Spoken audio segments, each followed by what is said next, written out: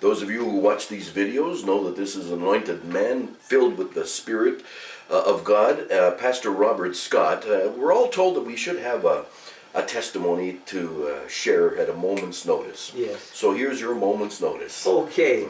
Actually, the fact that I'm alive is a miracle.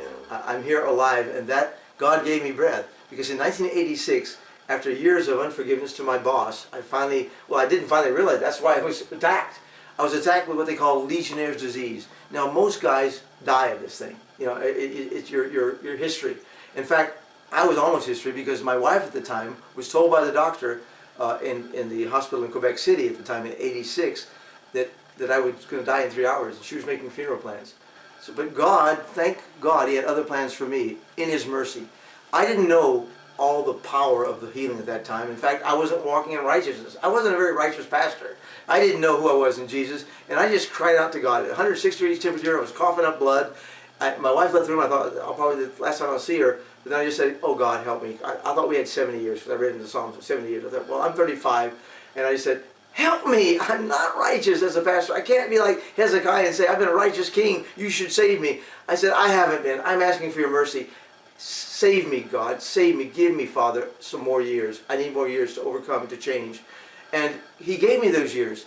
He allowed me not to die, however, because of what I had done in unforgiveness, and I was hypoxic, as they call it. There was an insult to the brain because of lack of oxygen, so little oxygen in the brain.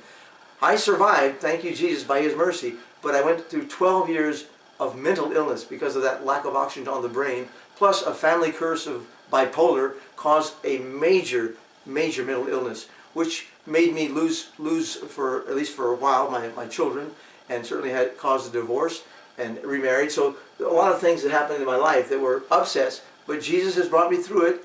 I'm alive today. I'm thankful to be alive.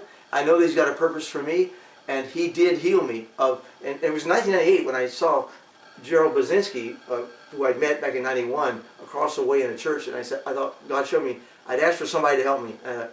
He's the one. I knew Gerald was the one. I didn't like what he told me. We had arguments and stuff, but I knew he was the one, and he was told by God. He had just been healed, cursed by a Satanist boss. He had been healed miraculously of disease that would have killed him. He would have died that day at noon. If it wasn't for a prayer team that called out for God's healing, he would have been dead.